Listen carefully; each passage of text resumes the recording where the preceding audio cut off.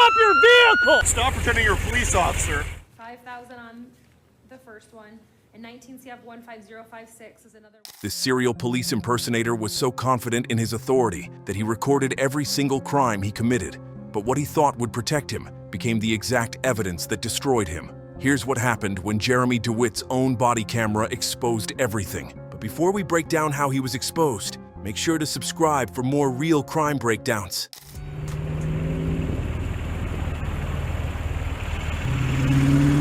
Oh, whoa, whoa!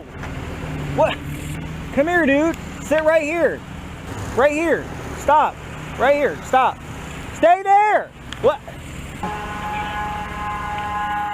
Repo, take this intersection and keep this shit under control.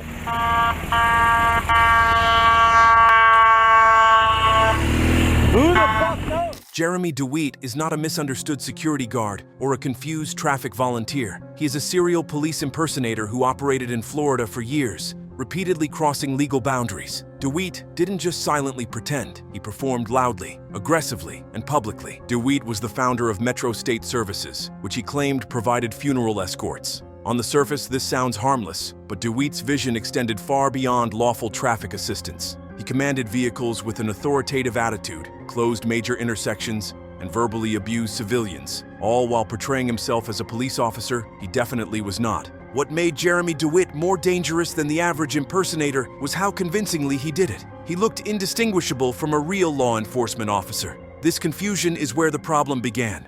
Go around me. You gotta learn to get out of the truck faster, bro. Go around me. Go a fucking round!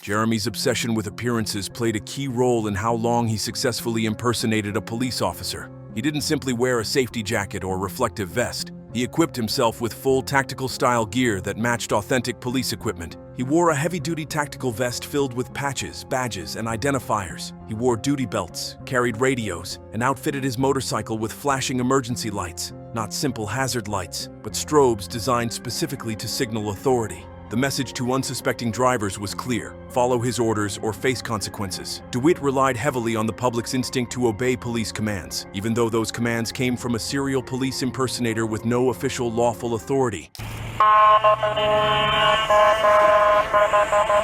They need to be in the right lane. We're turning right at the light. Stay on your horn, photo. You got a van pulled out.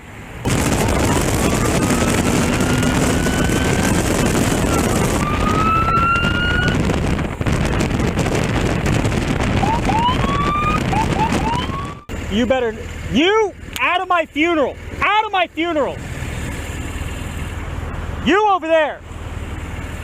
Jeremy didn't just look like a police officer, he acted like one, but in the most aggressive way possible. Footage from his own body camera reveals yelling, profanity, and confrontations with civilians who dared to question him. He ordered vehicles to pull over while constantly screaming commands like, "Get over," and "Don't pass me." He cursed drivers who were hesitant or didn't respond fast enough. Dewitte positioned himself in traffic lanes intentionally to block roads. He forced compliance through intimidation while impersonating a police officer. The most alarming aspect was how often he unnecessarily escalated situations. He increased danger on the road by racing at high speeds, weaving through cars, and demanding immediate obedience without objection. This was not traffic control. It was reckless behavior disguised as authority. I know what I'm allowed to do and what I'm not allowed to do. What you need to do is figure it the fuck out before you start talking shit and cutting us off. I'm not cutting anyone. Go ahead and pull your little phone out. I'm not do cutting your little anyone Google off. search and figure out what we're doing and what we legally allowed. Good. Then back off and give us room. I'm not. One of the most revealing aspects of Dewitte's body camera footage is his convincing confidence. He repeatedly insisted he knew the law better than anyone else. He told drivers that what he was doing was legal and that they should Google it. This is a common trait among serial police impersonators. They believe confidence is equal to legality. Dewitte argued with civilians, claimed to outrank others, and even suggested that real police departments had approved of his actions. But the law does not work on confidence. It works on facts. The fact was simple. Jeremy Dewitte was not a sworn officer. He had no authority to conduct traffic stops, issue commands like real law enforcement, or use emergency sirens. Ironically, every time he insisted that he knew the law and was acting within it, he created more evidence against himself. Police. Go back and look it up. I'm gonna call the 316. police on you. I'm Good. gonna call Call sheriff him now. Please 911 right now. I'm not calling Go 911. ahead. Call them 911 right now. I'm not calling 911. Tell them it's It's on not video emergency. too. Let them know all of this. That's It's on fine. video. We also You have guys your need to tag stop number. blocking So traffic. please let me know.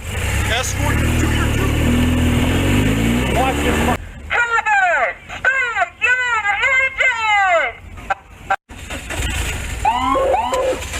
Right in front of the Daytona. Do me a favor, hold off on the police siren until we're out of their jurisdiction. Jeremy loved recording his acts of impersonation because he believed his body camera would protect him. He openly referenced it, telling people they were on camera as if this alone would validate his authority. He believed that if everything was recorded, the police would agree with him. What he didn't understand was that cameras don't care about intent or ego. They capture reality, and the reality captured on camera was damaging. Every aggressive command, every insult, every misuse of sirens, and every false claim of authority was clearly recorded. This serial police impersonator unknowingly created a complete video archive of his crimes that would later serve as evidence against him in court.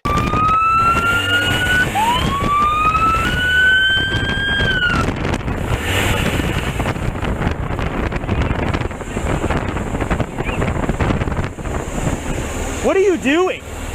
What the fuck does it look like I'm doing, dumb fuck?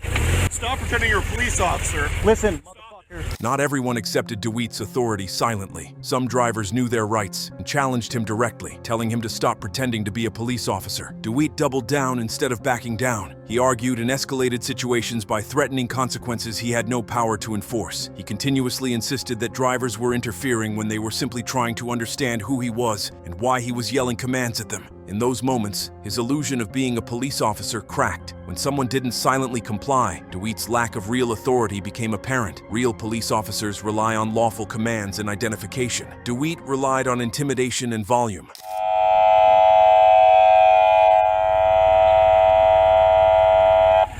Hey! I don't give a fuck!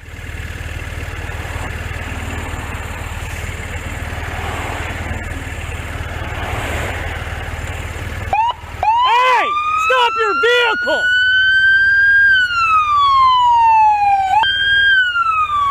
Unfucking believable.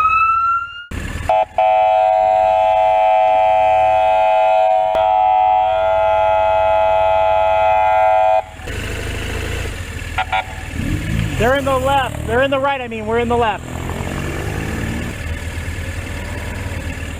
Dewitte's obsession with control was one of the most extreme behaviors shown in the entire footage. He didn't just escort funeral processions, he attempted to dominate entire roadways. At times, he discussed avoiding certain jurisdictions to avoid interference from real police. Most of the time, he was seen bragging about shutting down major highways. He ordered his teams to block lanes and directed motorcycles and vehicles away as if he were coordinating a real police operation. It was intentional impersonation, not accidental overreach. Dewitte wanted power, presence, and respect associated with law enforcement so badly that he started acting like one without the training, accountability, or legal authority. This is why the term serial police impersonator matters. It was a repeated pattern, not a one-time mistake.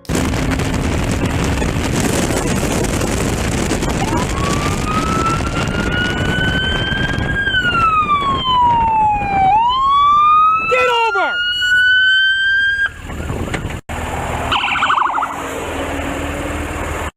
You better figure it out. The fuck is wrong?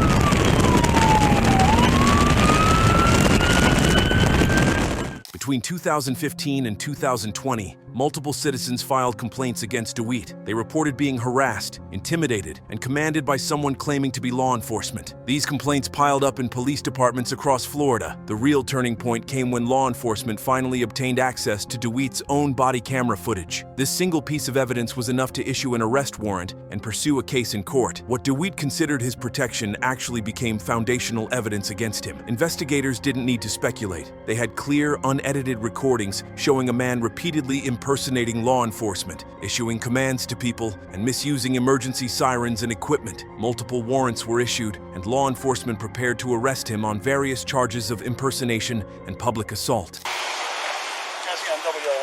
Yes, sir.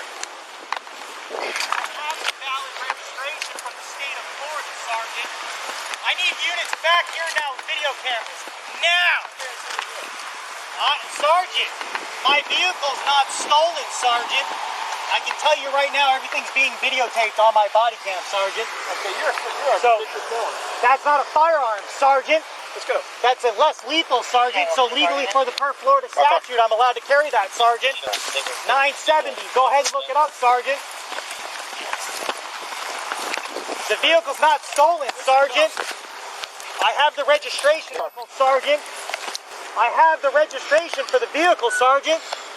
Sergeant, get your lieutenant, please. There is no lieutenant. I'm Then in. get a captain. There is no captain. Then I'm in. get somebody that outranks you. When police finally arrested Jeremy Dewitte in 2021, he was shocked. Not because he didn't know what he had done was illegal, but because he believed the footage would be his tool to save himself. Officers approached his vehicle with the body camera footage in hand. Dewitte kept arguing that the footage was being misinterpreted and that he had done nothing wrong. He kept repeating that the dates and circumstances didn't make sense, that the timestamps were wrong, and that no charges could come from this footage. But these arguments missed the core issue. The footage clearly showed his actions, and the law was clear. Any serial police impersonator doesn't stop being one just because evidence is discovered later. The crimes were already committed. You got handcuffs? Where's the handcuff key? Jeremy, where's the handcuff key? Tell us. Jeremy Dewitte, Your Honor. Sir, you're here in 19 CF 15055. You were arrested pursuant to a probable cause warrant for falsely personating an officer. I'll appoint the public defender to represent you. Your bond is $5,000, sir, and I'm revoking the bond in 19 CF 12733. That bond will be set. Your Honor, ma'am. I have an attorney. Okay.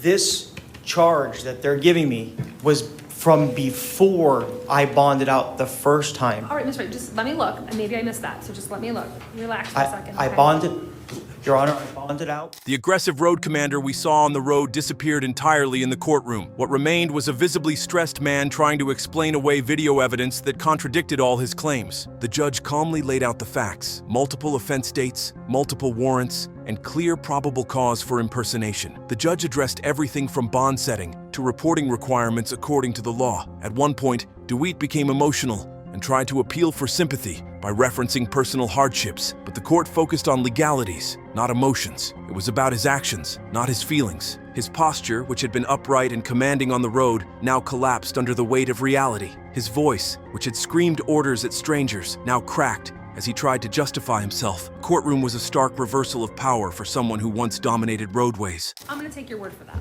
okay? I'm not going to revoke your bond. I'm going to stay Thank your you. bonds on the new warrants. 5,000 on the first one. And 19 CF 15056 is another warrant. Bond on count 1 is 1,000. Bond on count 2 is 5,000. Okay? Get in touch with Mr. Ledan, all right, about Thank the new you, Your Honor. cases. Thank you for listening. You're welcome, sir. You also have reporting requirements when you're released from the jail.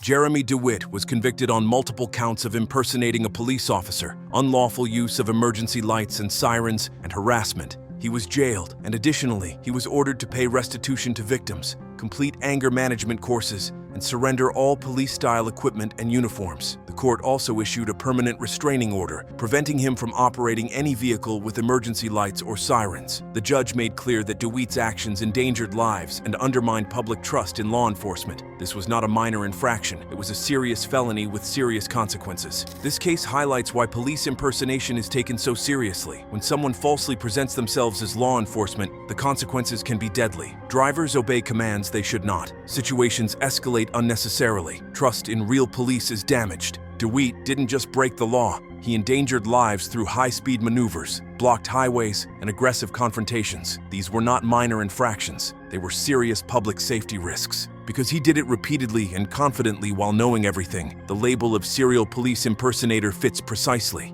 Jeremy Dewitte strongly believed that his body camera would serve as a shield to protect him from the law. Instead, it became the tool that exposed everything. The rise and fall of this serial police impersonator proves that pretending to have authority is no substitute for real accountability. If you enjoyed watching this video, make sure to subscribe to our channel for more such fake police authority stories. Let us know your thoughts in the comments below.